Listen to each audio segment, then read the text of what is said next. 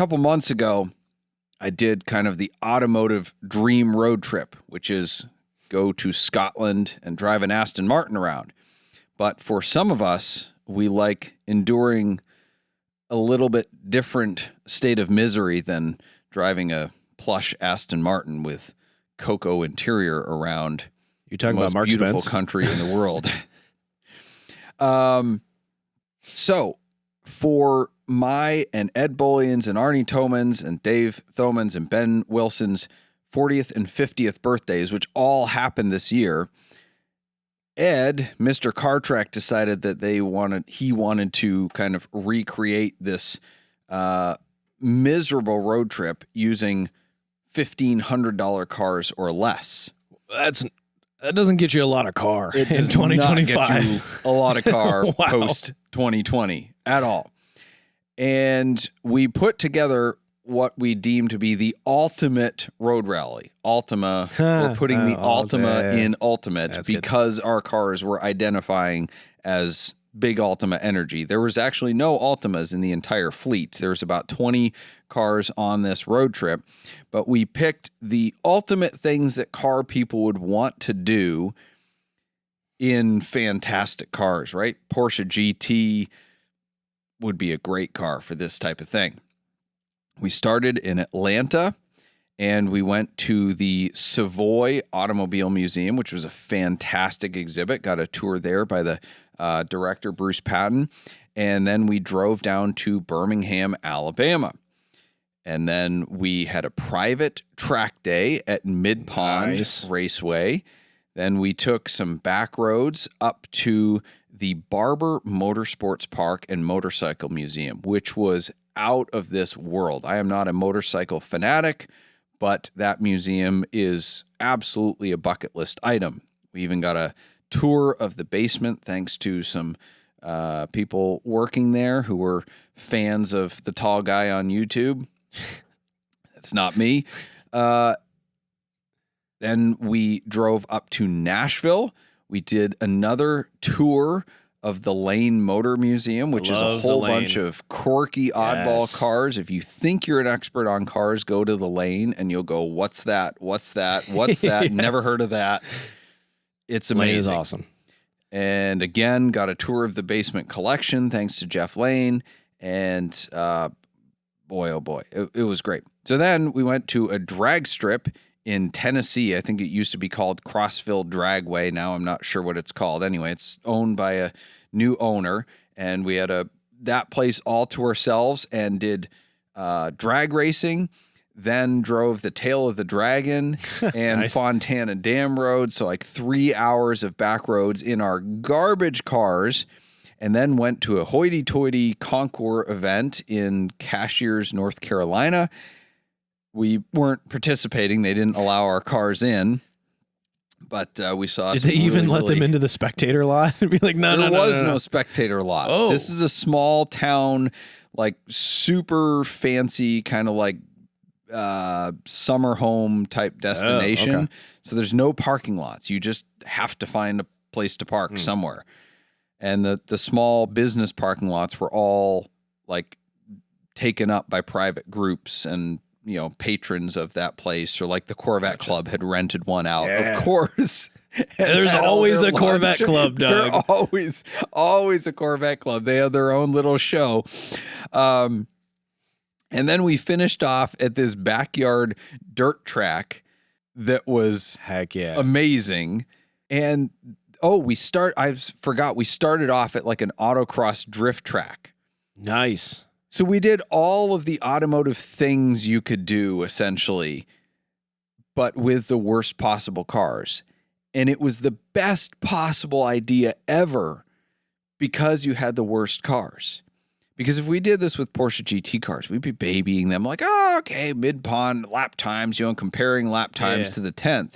But we would never take them on dirt track.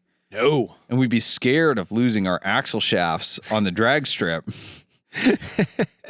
So it was pretty awesome. The crazy thing is multiple people got pulled over for speeding, alleged speeding, including one guy brought a late 90s Mercedes S-Class limousine. No, the photos of this thing were sick. He was not slow. He was not the slowest car on either the autocross or the racetrack or the dirt track. But there's like so much more of it to move around. I think he might have been faster than my Honda Accord on the dirt track. Wow. Was definitely faster on the drag strip. But the shenanigans that ensued because we were in $1,500 cars was mental. We started bumping and passing on the insides of on-ramps and sabotaging each other's cars. Not on the racetrack, of course. That was all safe, you know. Yes, the technical inspection, I'm sure, was or not no passing, but you know, point by passing and stuff like that. But no pit maneuvers on the racetrack. But if you've ever thought about doing something like this with a group of friends, it is by far the craziest, most hilarious thing you could do with cars is go out and buy an absolute roach of a car and then put it through its paces. And it is unbelievable what those cars will do for you. One of the Mercedes broke on the first day within the first hour, and all the other cars made it through. That's wild. I would have expected half of the fleet to just die. Nope. We all made it through. There was a few roadside fixes and stuff, but they all made it through. And there was some crazy stuff. One of the participants, Nick, brought a 1986 GMC fire truck. Yes.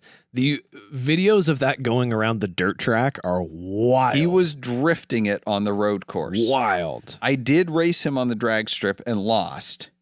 Not in my Honda, but in my Adidas.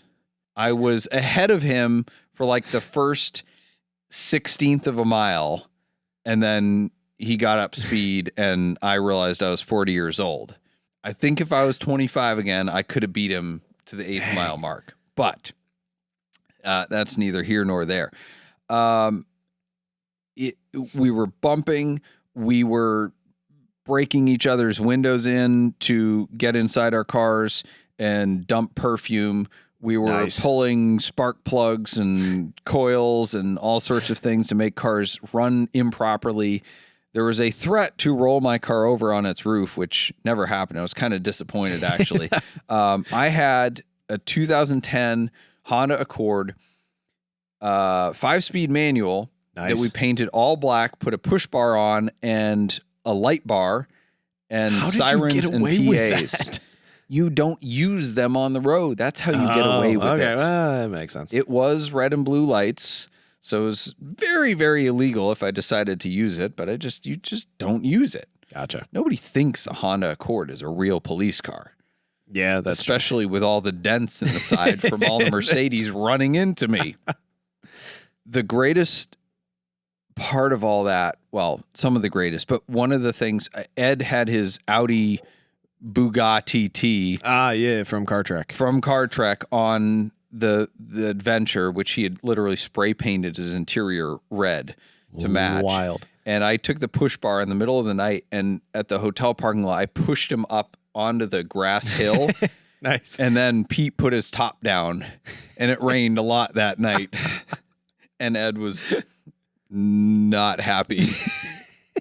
I'm like, you said you wanted automotive misery. Here you go. We got it. I can't believe he drove that thing at all with the painted seats. He ruined a couple of really awesome floral shirts. It hurt my soul. I love a good floral shirt. You might have thought it would never happen, but Switchcast is endorsing a transport company. Whether you're moving a rare collectible, a high-end sports car, or your personal luxury vehicle, Shaughnessy Overland Express delivers with precision, privacy, and respect. This isn't just transport, it's white glove care from pickup to delivery. For over 14 years, they've earned the trust of collectors, enthusiasts, dealers, and owners by offering unmatched service and personalized attention. You'll work directly with their experienced in-house team, ensuring a smooth and private experience without middlemen or surprises. Every shipment is protected with up to $3 million in cargo insurance, offering peace of mind for even the most valuable and rare vehicles on the road. In addition to their enclosed fleet, They've also established a trusted auto transport brokerage service, giving you access to a nationwide network of vetted, open, and enclosed carriers. Whether you need transport on a route they don't currently operate or their carriers are at full capacity when your schedule demands, they'll still get it done without compromising the Shaughnessy standard of excellence. Same professionalism, same personal touch, expanded flexibility. We are proud at Switchcast to endorse Shaughnessy Overland Express as the official transporter of Switchcast. Visit soexinc.com and tell them Switchcast sent you. The Accord was luxurious, though, and the air conditioning worked amazingly well. Oh, did nobody sabotage that? Like poke a hole in your... Nobody did. Honestly, Wow. I was expecting a lot more shenanigans, and yeah. But the car lived on. The perfect legacy for the Accord was it made this entire 2,500 mile road trip without missing a beat. And then a friend of mine and another one of our previous producers, film editors, Andrew Miller, is having a bachelor party. And they essentially planned the exact same thing. Oh, really? And I couldn't make it on the trip, but I helped them out with some of the planning and stuff, including getting them AAA triptychs. I don't know if you know what that is. What is that? You call up AAA in the old days before you had cell phones, and you tell them where you're going, and they send you these turn by turn maps. So you flip over, it's in a binder, and you flip over a page and flip over a page, and it has a map of that turn and the actual directions. Huh. And then you flip it over, and then it has one big map of the whole thing. So I got those for the entire trip, including the tail of the dragon. But they made it 15 miles in one of their cars, Chrysler Sebring, and the head gasket went out. Oh, that's significant. So they call me, and they're like, hey, how much for the Honda Accord? So they had to buy the Honda Accord off of me 15 miles into the trip so it could then make another cheap car road trip adventure down to the tail of the dragon. It ended up, I told them, I'm like, the motor mounts or the ball joints are they're a little bit vague. One of the ball joints completely let go right before the tail of the dragon, and they had the wheel, just the front wheel at 90 degrees to the car. So they had to get it towed, and it was all sorts of adventure. But that was, and it's got way more dents, and now it's painted in camouflage. Nice. But again, I'm not sure which was more fun, the $1,500 trip or the trip in the Aston Martin. Because one was okay, everything needs to go right for this to be amazing. And the other was everything needs to go wrong for this to be amazing. And I don't think you've lived until you've done something like this. Well, I was considering Murano cross cab, Ethan. Well, the top that doesn't work. I was considering, it didn't end up working out anyway, but I'm such a travel diva. I have needs. We stayed in nice hotels. Okay, well, that's honestly one of the biggest things. Is I want to get where I need to go, and I want to not sleep in a pile of bed bugs. It's just I didn't know what kind of thing. So this is something that I need to do in my life at some point. Is just throw caution to the wind. Yes, Buy a cheap something. We ate at nice place. Again, it was if Rob Ferretti planned an adventure drive, but then you have to bring the worst car possible. Everything, great hotels, good food, good partying, and terrible cars, which ended up being quite good, reliable cars, actually. I think they were regretting bringing the fire truck, though, when it came to the tail of the dragon. And it was literally just because a racetrack has a little more rhythm, and you have some straights. You can open it up. And after you get tired, you go in. The tail of the dragon and the Fontana Dam Road, it's just turn and turn and turn. And it's lock to lock multiple times. Yeah. And I think that fire truck, you have to turn it more. It's a larger number of degrees to the lock. And I think Chris Michaels was driving, and it was just miserable for them. They were 2 hours behind the rest of us when they finally got in. It was 1 a.m. So that was the true misery there. But need to get one of those the knobs they have on tractors to just really whip the wheel around. Suicide knobs, I think those are called. Because I think they're very illegal and will impale you if you get into an accident.